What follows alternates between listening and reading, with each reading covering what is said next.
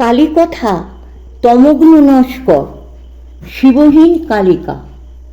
যোগীন্দ্র মুনীন্দ্র ইন্দ্র যে পদ না ধ্যানে পায়, নির্গুণ কমলাকান্ত তবু সে চরণ চাই, শ্যামাধনকে সবাই পায়। কালী লেপা গভীর রাত্রি, সাধনায় নিমগ্ন হয়ে মাসের পর মাস নিদ্রাহীন রাত কাটে সাধকের। এই ভীষণ শ্মশানের রাত্রিকালীন ভীষণ শৃগাল রব, অচেনা ভীতিকর শব্দ আর তাকে বিদ্ধ করে না।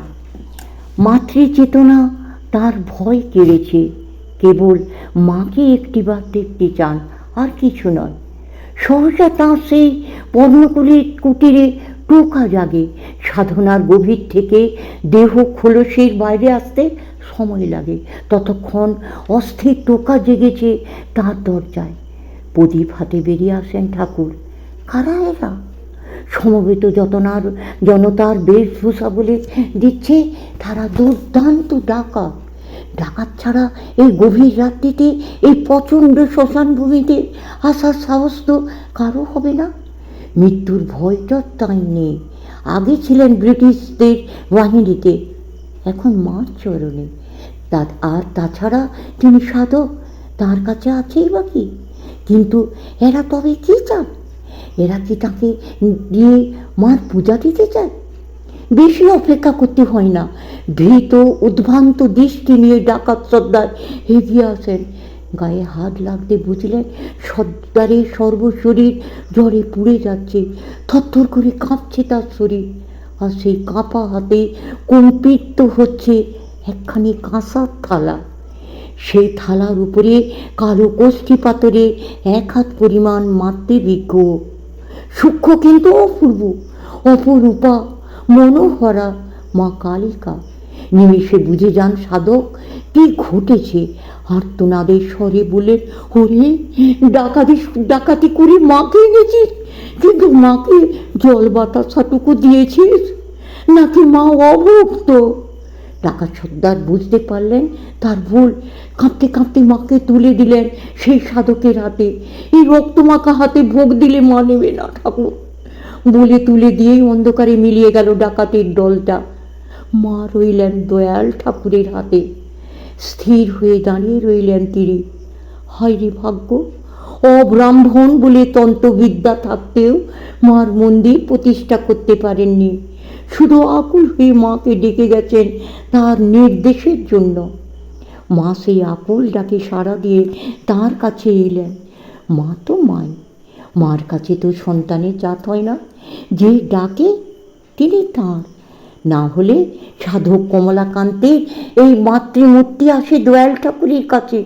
হ্যাঁ, এ সেই কমলাকান্ত ঠাকুরের মা শিবহীন কালিকা, মা পরমেশ্বরী। কথিত আছে সাধক নিজ বক্ষ পরি মাকে স্থাপনা করে পূজা করতেন। অবশ্য কমলাকান্ত ঠাকুর বলেই পারতেন মার সেকে সহ্য করতে। কমলাকান্ত ঠাকুরের অমৃতলোক যাত্রার পর তার মন্দিরে ডাকাতি পড়ে। সেই ডাকাতের হাত ধরে মূর্তি আসে দয়াল ঠাকুরের কাছে। মা ছেলে নারীর টান এমনই। বজবজে মা প্রতিষ্ঠা পেলেন দয়াল ঠাকুরের মন্দিরে। পুরোহিত হয়ে এলেন ফুল্লরা পীঠের রামজি সাধু। ছোট্ট বলে মার নাম দিলেন খুকিমা। সেই থেকে মা আজও রয়ে গেছেন। মায়ের একটাই রূপ, প্রাচুর্য নয়, সন্তানের আকুলতায় তিনি নরম, তিনি মঙ্গলময়ী। আবার সময়ে সময়ে তিনি শাসন বারণ এলো কেশে। সদানন্দ মহিকালে মহাকালে মনমোহিনী গুমা, সদানন্দ মহিকালে তুমি আপন সুখে আপনি নাচো, আপনি দাও মা করতালে। সদানন্দ মহিকালে আদিভূতা সনাতনী শূন্যরূপা শশী ভালে, ব্রহ্মাণ্ড ছিল না যখন হে মা ব্রহ্মাণ্ড, ছিল না যখন হে মা মুন্ডমালা, কোথায় পেলি সদানন্দ ময়ে কালে মহাকালে মনমোহিনী গোমা সদানন্দ ময়ে কালে। সবে মাত্র তুমি যন্ত্রী, যন্ত্রেও আমরা তন্ত্রে চলি, তুমি যেমন রাখো তেমনি থাকি, যেমন বলাও তেমনি বলি। অশান্ত কমলাকান্ত বলে দিয়ে গালাগালি, এবার সর্বনাশী ধরে ওষি, ধর্মাধর্ম দুটোই খেলি সদানন্দ ময়ে কালে মহাকালে মনমোহিনী গোমা সদানন্দ ময়ে কালে। আপনভাবে মশগুল হয়ে গাইতেন কমলাকান্ত। মাতৃচেতনা তার নাভি হতে সঙ্গীত হয়ে উঠে আসত। কেবল শিবহীন কালিকা নয়, সাধক কমলাকান্তের আরাধ্য আর এক মা রয়েছেন বর্ধমানের বোরহাটে। বর্ধমানের সিংহাসনে তখন মহারাজা তেজচন্দ্র ভীষণ মাতৃ অনুরাগী। অম্বিকা কালনার মা আনন্দময়ী মন্দির সহ বহু মন্দির তিনি নিজ হাতে সংস্কার করেছেন, গড়ে দিয়েছেন। এটাই তাঁর শান্তি। কিন্তু তাঁর নিজ গৃহে বড়ই অশান্তি।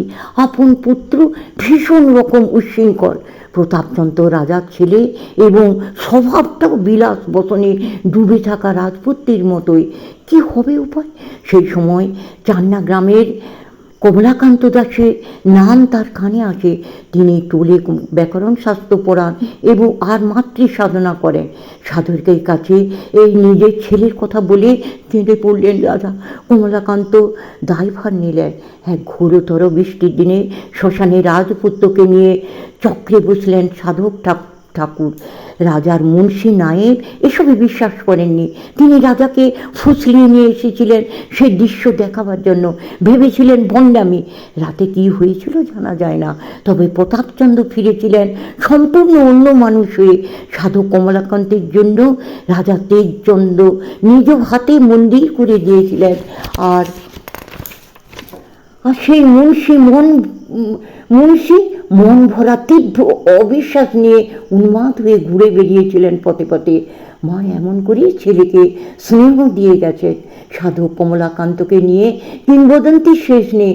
সাধক কমলাকান্তকে রাজা বলেছিলেন, ওই মূর্তির কি প্রাণ আছে? কমলাকান্ত মূর্তির পায়ে বেলকাটা ফুটিয়ে রক্ত বের করে দেখিয়েছিলেন মূর্তির প্রাণ আছে। সে সঙ্গে হাও হাও করে কেঁদেছিলেন। রক্ত বের করতে হয়েছিল বলে কখনো কষ্ট দিয়েও যে বিশ্ব প্রসঙ্গিনী মার সূক্ষ্ম অস্তিত্বকে জানান দিতে হয়। কেউ বলেন মা তাকে চিতায় দেখা দিয়েছিলেন। তাঁর আপন মা যখন মারা যান, সৎকার কার্য করছেন, চিতার উপরে বিশ্বজননী মা জগদম্বা এসে দাঁড়ান। মার যাওয়া হয় না, মা রয়ে যান। আর যিনি দুই মাকে এক করে দেখতে জানেন, ধন্য হয় তাঁর সারাটি জীবন।